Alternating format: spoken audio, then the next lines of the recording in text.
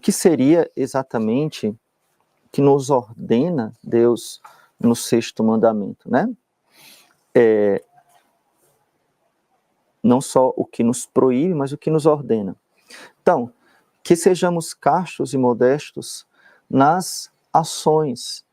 Então, as minhas ações, elas devem respeitar o outro, respeitar o corpo do outro, respeitar a vida do outro, respeitar a intimidade do outro.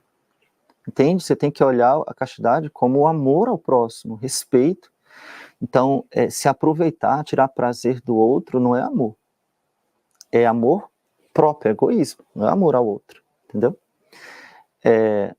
Então, sermos modestos nas nossas ações, na nossa maneira de falar, a nossa maneira de agir, nossa maneira de nos comportarmos, e isso inclui a relação com as pessoas.